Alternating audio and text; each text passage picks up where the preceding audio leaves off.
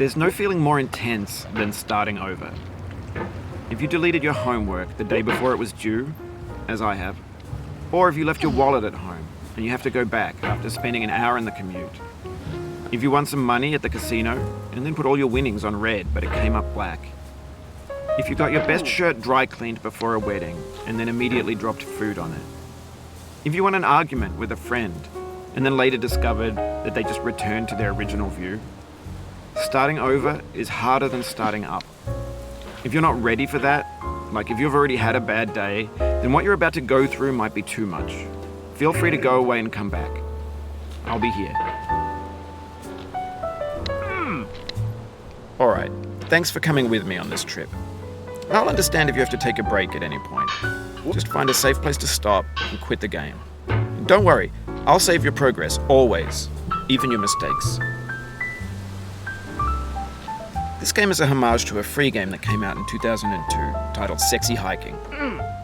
The author of that game was Jazuo, a mysterious Czech designer who was known at the time as the father of B games.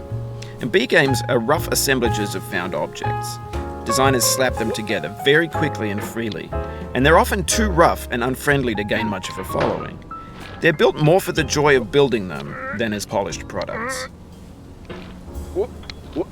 In a certain way, Sexy Hiking is the perfect embodiment of a B game. It's built almost entirely out of found and recycled parts, and it's one of the most unusual and unfriendly games of its time. In it, your task is simply to drag yourself up a mountain with a hammer. And that act of climbing, in the digital world or in real life, has certain essential properties that give the game its flavor. No amount of forward progress is guaranteed. Some cliffs are too sheer or too slippery. And the player is constantly, unremittingly in danger of falling and losing everything. Anyway, when you start Sexy Hiking, you're standing next to this dead tree that blocks the way to the entire rest of the game. It might take you an hour to get over that tree, and a lot of people never got past it. You prod and you poke at it, exploring the limits of your reach and your strength, trying to find a way up and over. And there's a sense of truth in that lack of compromise. Most obstacles in video game worlds are fake. You can be completely confident in your ability to get through them once you have the correct method or the correct equipment or just by spending enough time. In that sense, every pixelated obstacle in Sexy Hiking is real. The obstacles in Sexy Hiking are unyielding, and that makes the game uniquely frustrating.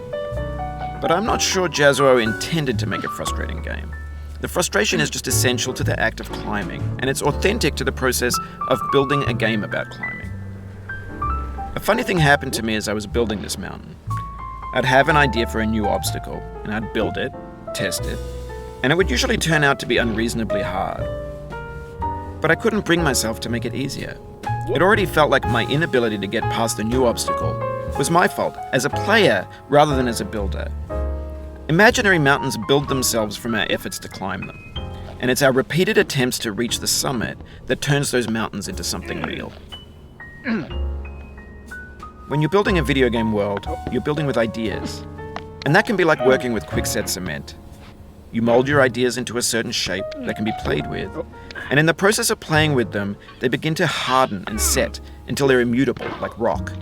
And at that point, you can't change the world. Not without breaking it into pieces and starting fresh with new ideas.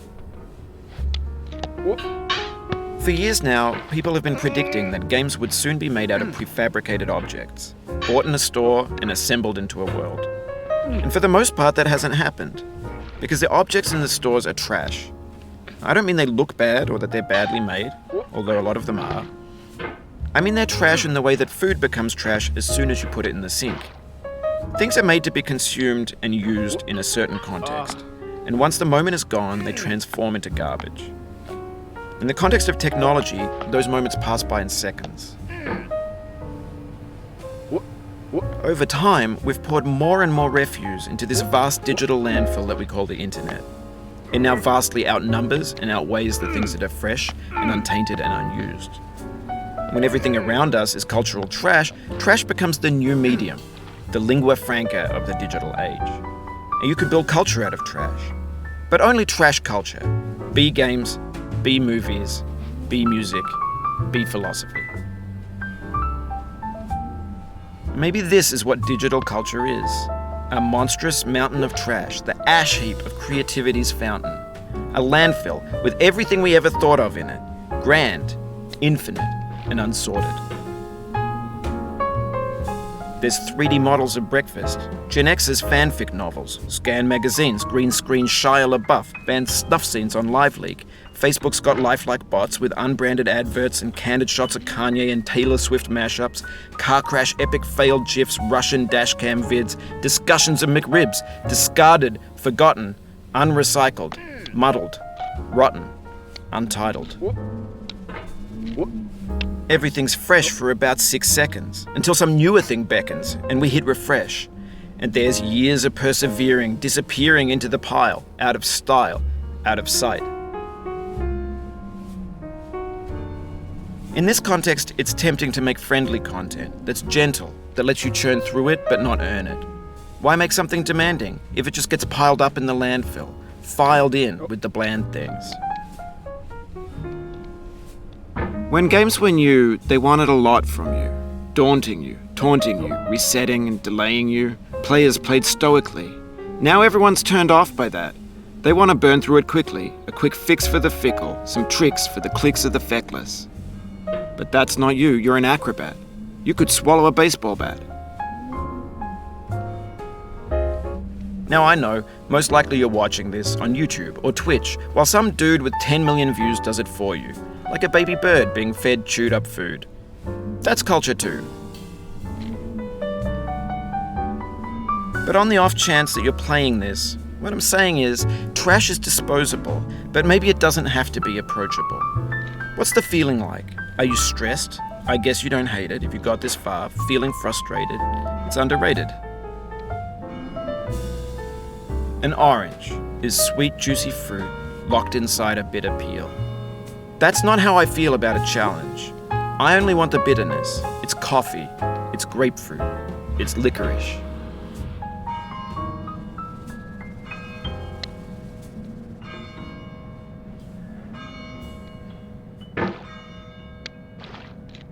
It feels like we're closer now. Composer and climber, designer and user. You could have refused, but you didn't. There was something in you that was hidden, that chose to continue.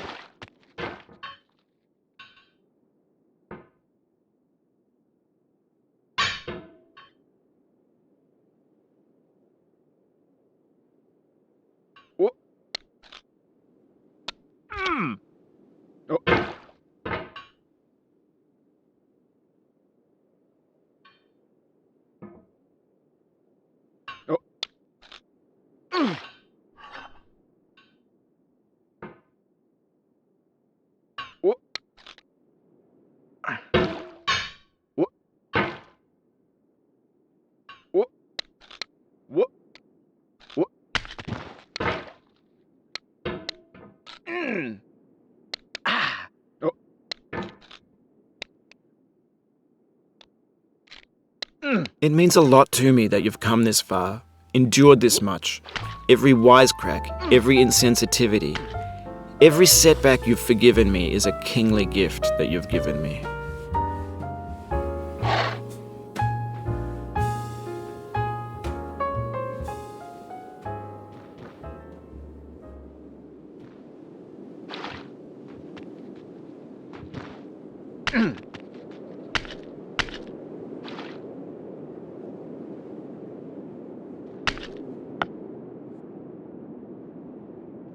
We have the same taste, you and I.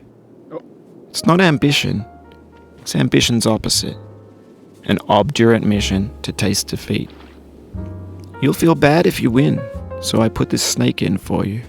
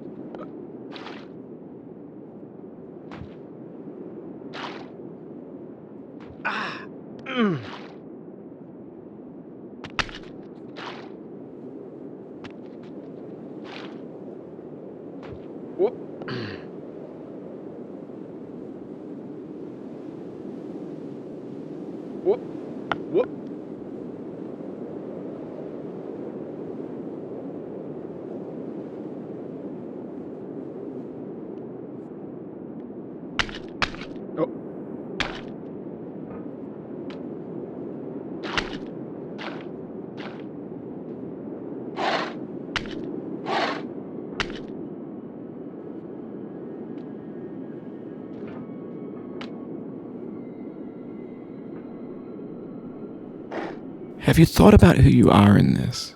Are you the man in the pot, Diogenes? Are you his hand? Are you the top of his hammer? I think not. Where your hand moves, the hammer may not follow, nor the man, nor the man's hand. In this you're his will, his intent, the embodied resolve in his uphill ascent.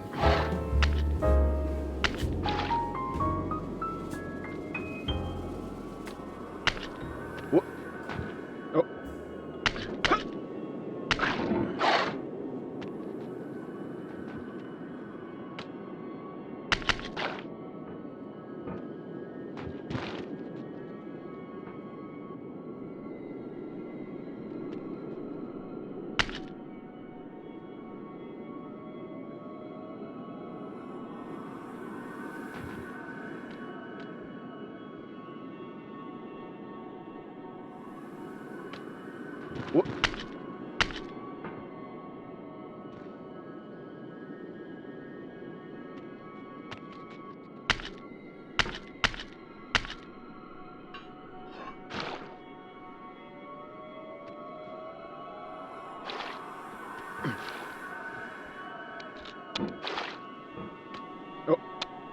Now, you've conquered the ice cliff, the platforms, the church, and the rectory, the living room and the factory, the playground, the construction site, the granite rocks, and the lakeside. You've learned to hike. There's no way left to go but up, and in a moment I'll shut up. But let me say, I'm glad you came.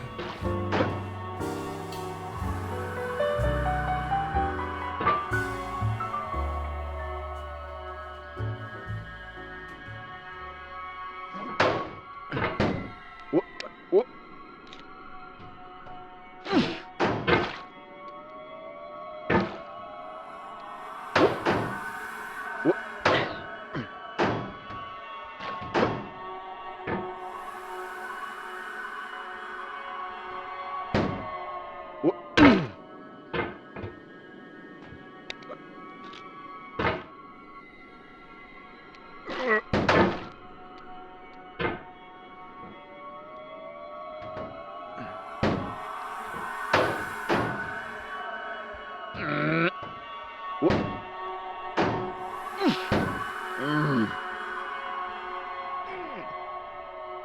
No. I dedicate this game to you, the one who came this far. I give it to you with all my love. No.